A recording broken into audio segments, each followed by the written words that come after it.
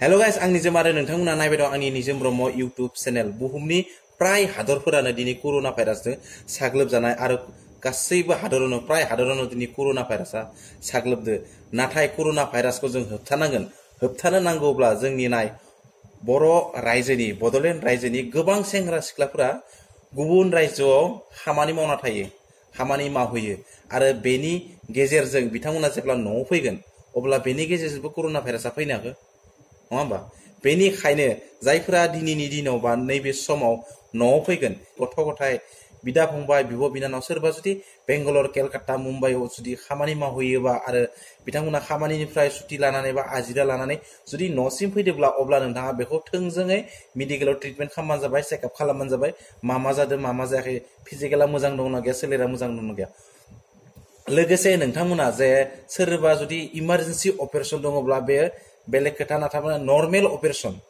जुदि नोंथांमोना सोरबा नर्मेल अपारेशन दिनैनि दे मार्च दानाव 20 मार्चनिफ्राय 30 मार्चसिम बा लास्ट मार्चसिम नोंथांमोना जुदि नर्मेल अपारेशन दङब्ला नोंथांमोना बे नर्मेल अपारेशनखौनो खालामियानो गाहाम बेनि थाखाय नोंथाङा मा खालाम नोंथांखौ जाय अपारेशन खालामगोन जाय डाक्टरा अपारेशन खालामगोन बे डाक्टरखौ नोंथाङा थांनानै खेबसे रिक्वेस्ट खालाम अपारेशनखौ डेटखौ फावसायनो थाखाय नोंथाङा नाजा मानोना दिनैनि थासारिया एसेबां मोजां नङा बेनिखायनो नोंथांमोना हायोब्ला अपारेशननि खालारखौ डाक्टरजों रायलायनानै नोंथांमोना फावसायना ला आं बेखौ खालामाखै दे नोंथांमोना डेटखौ फावसायनांगौ आं बेखौ बुंनो थाखाय नाथाय नोंथांमोना जुदि हायोब्ला डाक्टरजों रायलायनानै नोंथांनि अपारेशन डेटखौ फावसायना लाबा नोंथांमोना मोजां जागोन बेनिखायनो नोंथांमोना रायलायनानै डेटखौ फावसायना लाबानो जाबाय लोगोसे जायफोर सुबुंनि सोलेराव कोरोना भाइरासआ नांना दङ आरो बिथांमोना मिथिनाबो मिथियै बायदि खालामदो बा डाक्टरनि ट्रिटमेन्ट लायाखै चेकआप खालामाखै बिथांमोनखौ जुदि गम मोनोब्ला मिरु सरकारा बिथांमोननि सायाव आयेननि साजा होनाय जागोन 1000 रांनि आयेननि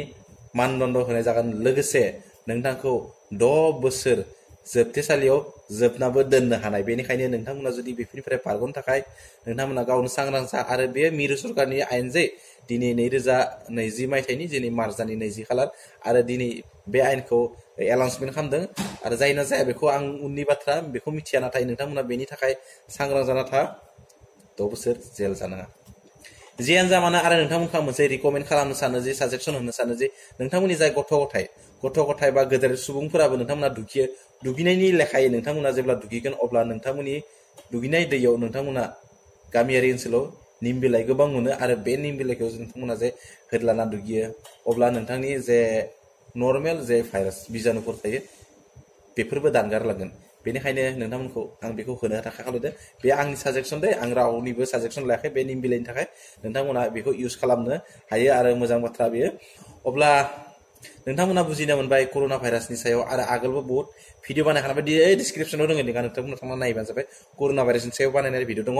आरो लोगोसे नेक्स्ट मोनसे गोदान भिडिअ लाना लोगो मोननाय मिजिंजों दिनै एसेनो नोंथांमोननि गेजेरनिफ्राय आङो निजोम ब्रह्मआ बाय